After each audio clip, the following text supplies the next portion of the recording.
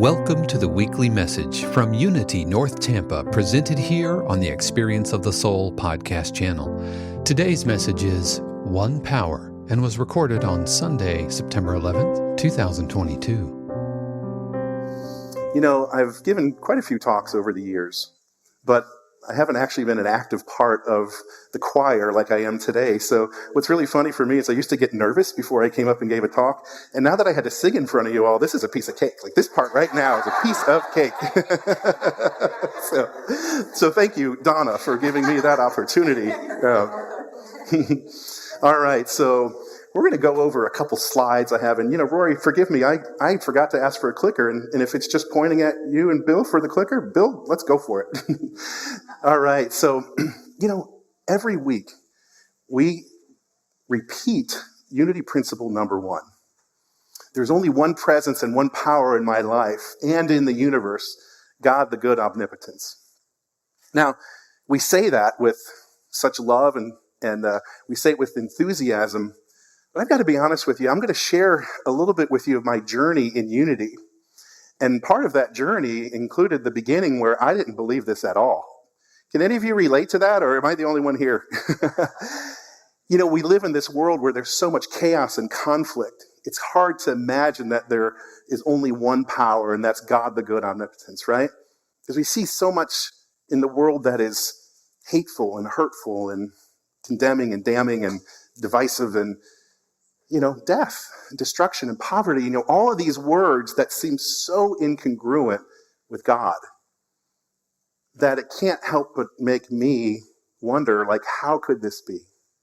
So, I was very challenged with this, and what contributed to that challenge was that I would hear things like quotes from the Bible. Bill, could you give us the next slide? Like these, that I just absolutely love, but there was a part of me that would accept this and say okay, Jesus clearly knew what he was talking about. And Jesus wasn't this teacher, at least in my estimation, that said, hey, look at me up on this pedestal. I can do all this stuff and you can't and never will. My experience was he's saying I can do this and greater things too shall you do, right? And I'm thinking to myself, well, how could that be though? And so the words I speak unto you, I speak not of myself, but of the Father that dwelleth in me. He doeth the works. And I would hear a quote like that. And I would wonder, wait a minute. How does that happen? How does God do the work? Because mind you, I came in believing that God was up in the sky. So how is God inside of me? I had this very limited mindset at the time that made me believe that I was here to fend for myself, right? And God was up there and really couldn't care less about me. In fact, the God that I used to believe in was a very punishing and punitive and condemning God. So I kind of walked around on tiptoes, just waiting for a tank to get dropped on me because I was so bad, I'm serious. It never dawned on me that you don't see tanks falling out of the sky. I don't know if any of you saw them, but this was an erroneous belief that I had, that I was so bad fundamentally that I deserved to be punished.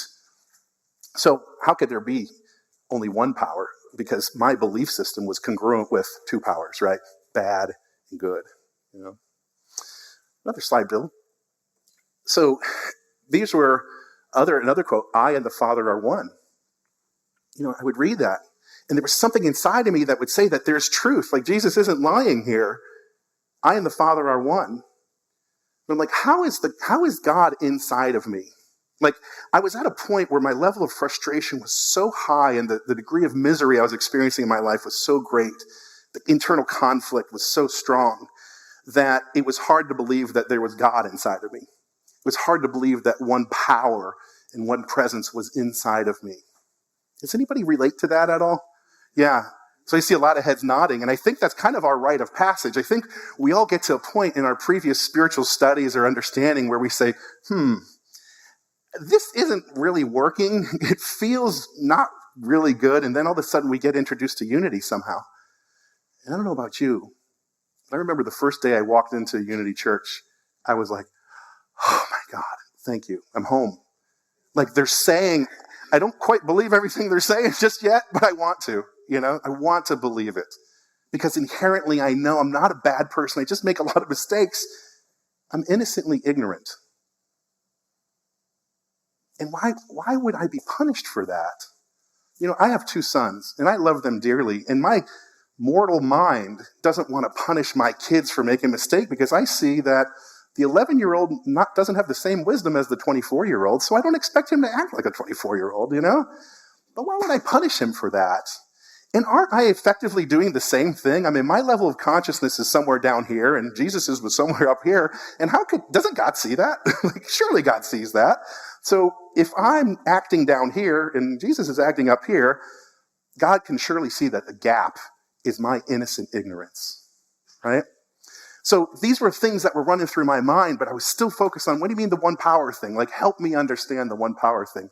And I met a dear friend at Unity in Port Richey, and her name is Dorothy Billingsley. She's still a dear friend today, and it's been such a deep inspiration to me. And she shared some information with me that her spiritual teacher shared with her. And Bill, would you please share the next slide? So there is a teaching, and actually one of the challenges that we had is when I did my slides for this presentation, they didn't convert over into our program so well. So what you're seeing here is only a little part of the bigger picture, but I'm just going to talk you through it to help you understand it. So what she shared with me was this, is that basically we all know that we have a physical body, right? Everybody can agree that there's a physical body here, right? And so you see at the bottom of that, this chart here, you see there's a physical body here, right? And it's limited.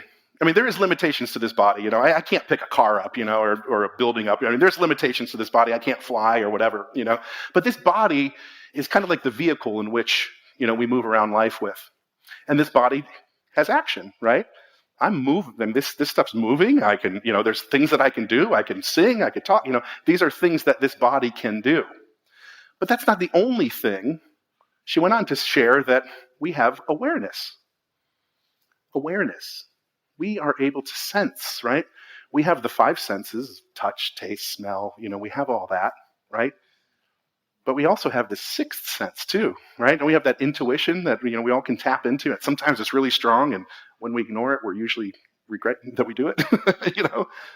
So we are awareness, right? So not only is there a physical body here, but there's an awareness function.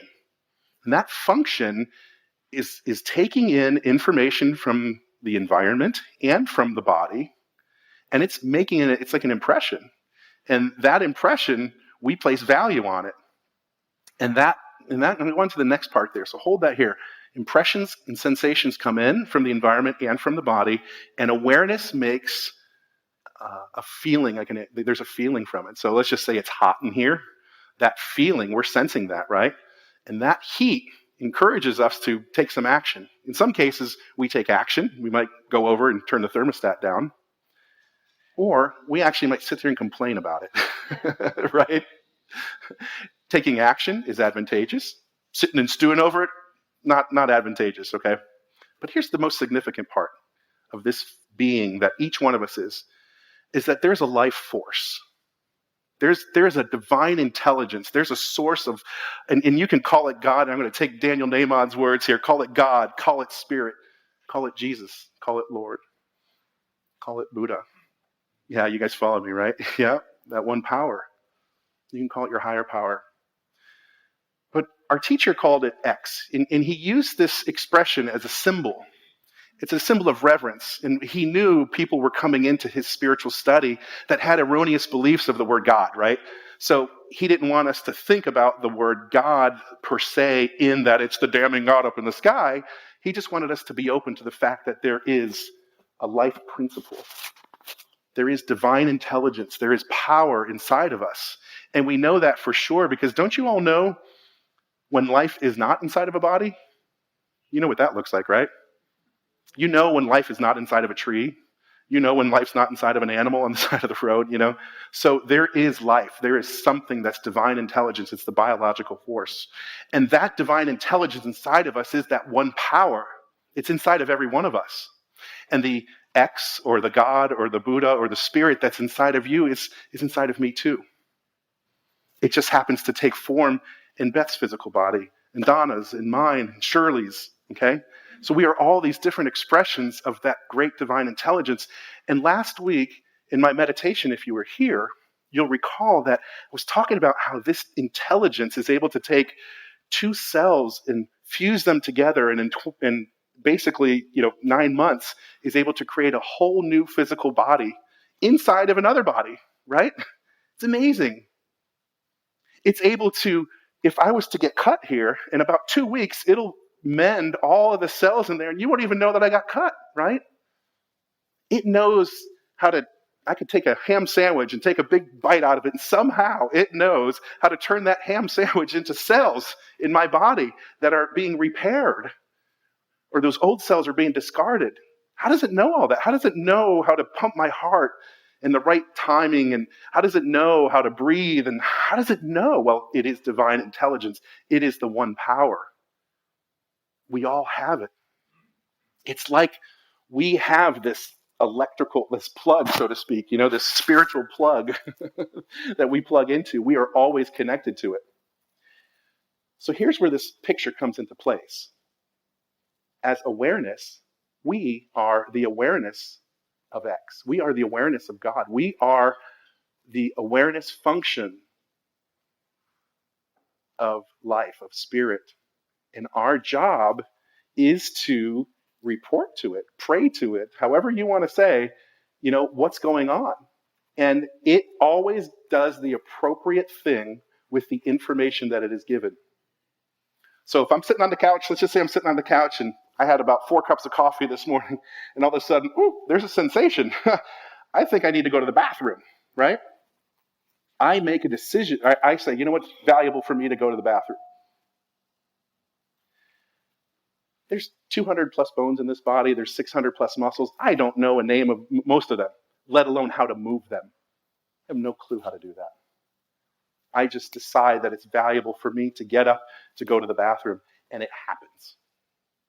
Now, the ego part of me likes to take credit for all this, but truly, I have no idea how that happens. Right now, I'm speaking to you, and somehow this tongue and the vocal cords are able to move with the amount of air that's coming out. And I'm able to formulate words that you understand, and you hear these vibrations, and somehow you're able to understand what I'm saying to you. It's just vibration. How the heck does that happen? That's that divine intelligence. That's that God. That's that Buddha. That's Spirit. That's Christ inside of us. That's the one power. Y'all following me so far?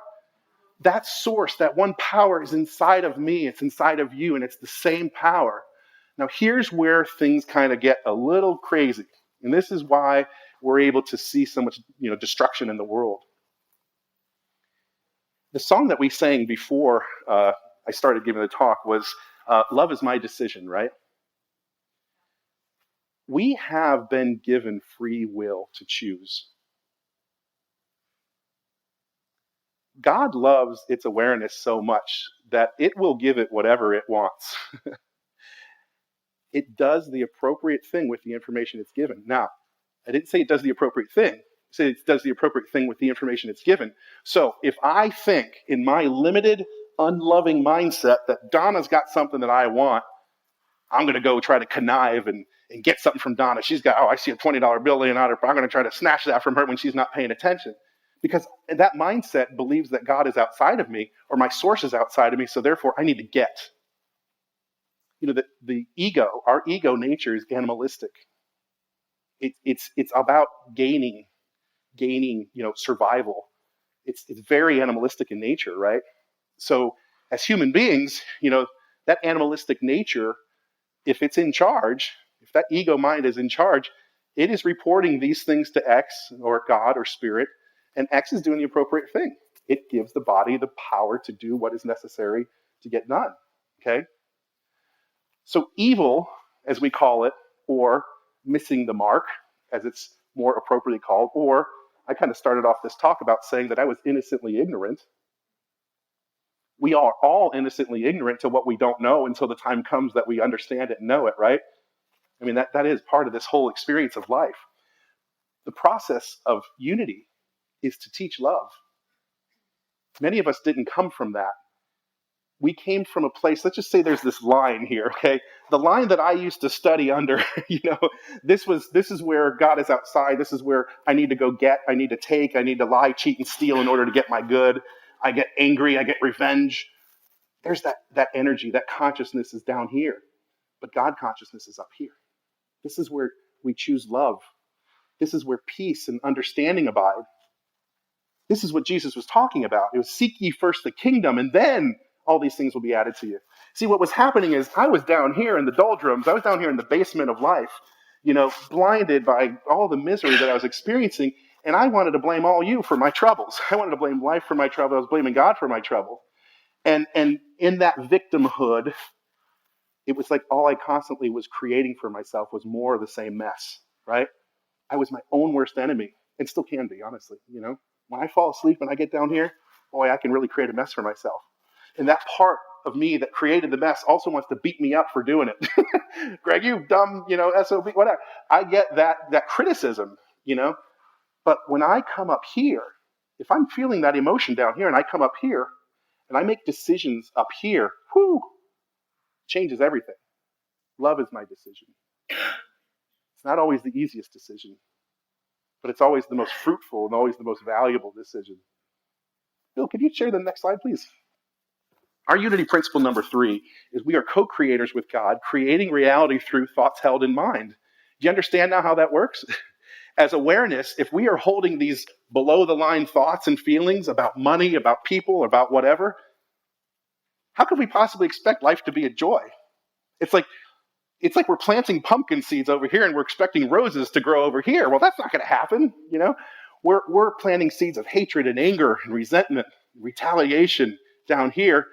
And when the world brings that to us, we get mad at it and we want to fight back to it, but we don't realize that the thoughts that we are holding in mind are creating our experience. So the evil that you see in this world is a result of the limited understanding that people have. They are tapped into one power, but they are making a decision based on ignorance and misunderstanding.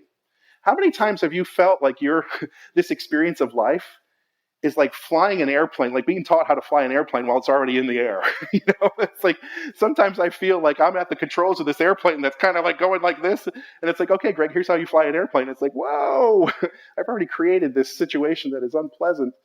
How do I pull back up so we can, I know this concept is not, always a palatable or easy concept to understand at first, okay? But it is available. It's a decision that is available. And the quickest way to prove it right or wrong is to experiment with it. Look at your inner state of being. Look at what's happening on the screen of your life. If you don't like what you're seeing out there, go inside and see what it is inside of you that could be creating that or could be contributing to that. When I started being honest with myself and started doing deep spiritual work, I saw so quickly how all of the unpleasant things in my life and all the people that I had lots of resentments for, I had done something to contribute to that being a problem in my life.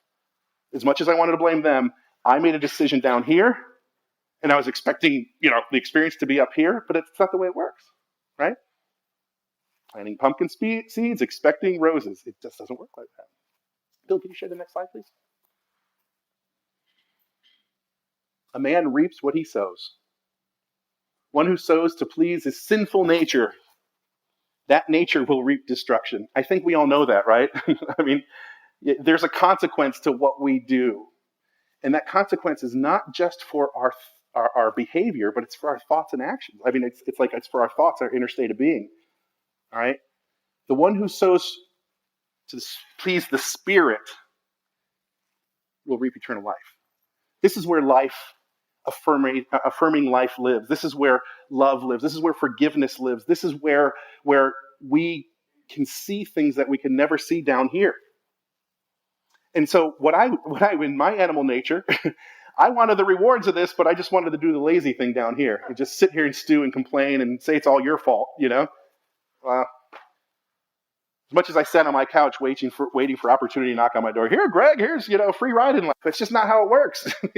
I can't have a low inner state of being and expect a beautiful life experience. I need to raise it up, and only I can do that. And that's the essence of this unity teaching. Bill, next slide. This teacher I was telling you about, Dr. Bob Gibson, he has this saying that I just love. He says, we live in that which we radiate from within. We live in that which we radiate from within. So think about that. In the same way the sun only lives in the light that it radiates from within, so do we. As much as it stinks sometimes taking responsibility for ourselves, if there's something going on in your life that you're not liking, you're not enjoying, or someone's really getting under your skin, go inside and say, where can I take responsibility? How can I change the trajectory of this? Where do I need to forgive myself? Where do I need to forgive them? So Gandhi said, be the change that you want to see in this world. I thank you all for the opportunity to share this with you. It really is life-changing. It's really wonderful to know that we actually can take charge of our lives. It's a lot of responsibility, and sometimes it's a little unpleasant, but the rewards are immense. So thank you all very much God bless you. Thank you. All right. Thank you for listening to the weekly message from Unity North Tampa here on the Experience of the Soul podcast channel. This channel is made possible because of listeners just like you. If you would like to support the channel with your tax-deductible contribution on an ongoing basis or through a one-time gift, head over to experienceofthesoul.com. This message is copyright 2022, Unity North Tampa, all rights reserved. Our theme music, The Light of God, is composed by Shannon Croft and used with permission and available at shannoncroft.com. The Experience of the Soul podcast channel is a production of 818 Studios.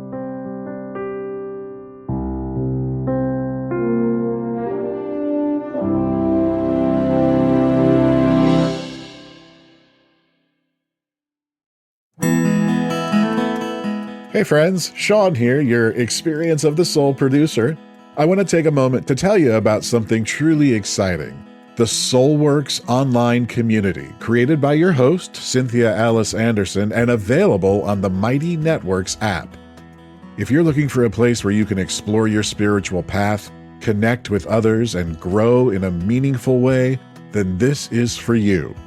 Soulworks is so much more than an online community. It's a safe, inclusive space for spiritual exploration, self-discovery, and personal transformation. Inside the community, you'll find everything from uplifting spiritual studies to soul-centered growth practices, meditations, affirmations, and so much more. It's a space where you'll always be supported and never judged. The best part, membership is free. You'll have access to powerful resources, inspiring content, and a supportive group of like-minded people who are all on their own unique spiritual journeys. And if you're ready to dive deeper, there are premium options available to enhance your experience with a live Monday night talk series and extended, deeper meditations.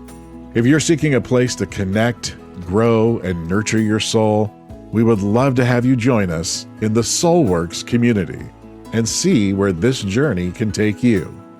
Visit my.soulworkscommunity.com today.